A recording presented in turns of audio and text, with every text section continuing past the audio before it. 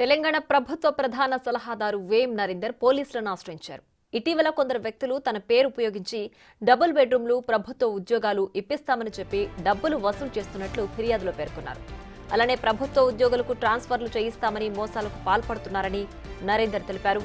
ఈ మేరకు రాచకొండ సిపి ఆధ్వర్యంలో పోలీస్ బృందం ఆ గ్యాంగ్ను అరెస్ట్ చేసినట్లు వెల్లడించారు. ఇక నుంచి ఎవరైనా సరే తన పేరు చెప్పి డబ్బులు వసూలు చేస్తే చట్టపరమైన చర్యలు తీసుకుంటారని హెచ్చరించారు.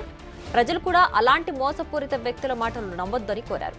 మళ్లీ అలాంటి కాల్స్ వస్తే తన ఆఫీసును సంప్రదించాలని సోషల్ మీడియా వేదికగా విజ్ఞప్తి చేశారు.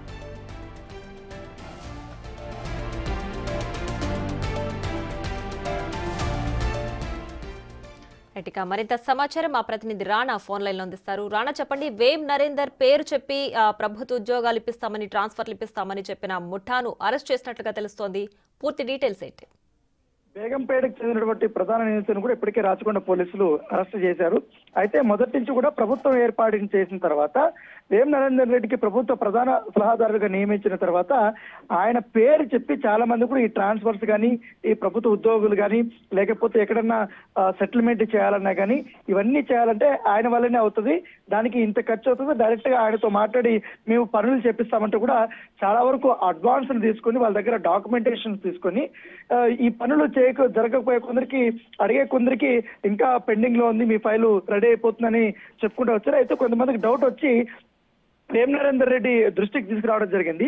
దీనిపైన ఆయన ఎంక్వైరీ చెప్పి పోలీసులకు ఫిర్యాదు చేసి ఎంక్వైరీ చేయమని చెప్పడంతో దాదాపు చాలా మంది దగ్గర కూడా ఈ రకంగానే వీరు అడ్వాన్సులు తీసుకుంటూ తెలిసింది. దాదాపు ₹1 కోటి పై దాకా కూడా వీళ్ళు అడ్వాన్సులు తీసుకొని పనులు చెప్పిస్తామను, ట్రాన్స్ఫర్లు చెప్పిస్తామనేసి కూడా చెప్పినట్టుగా తెలుస్తుంది. ఆ ముఠాని రాచకొండ పోలీసులు అరెస్ట్ చేసినటువంటి నేపథ్యం ఏర్పడుతుంది. వాళ్ళందరూ కూడా వేం నరేందర్ రెడ్డి ఫోటో చూపించి, లేకపోతే ఆయనతో దగ్గరటువంటి ఫోటోలు చూపించి మధ్యవర్తిత్వం చేస్తామనేసి కూడా నమ్మబలికారంటూ కూడా చెప్పడం జరిగింది. దీంట్లో చాలా వరకు ప్రభుత్వ ఉద్యోగులే ఉన్నట్టుగా సమాచారం. వాళ్ళ నుంచి కూడా పెద్ద ఎత్తున కూడా డబ్బులు తీసుకున్నట్టుగా తెలుస్తుంది.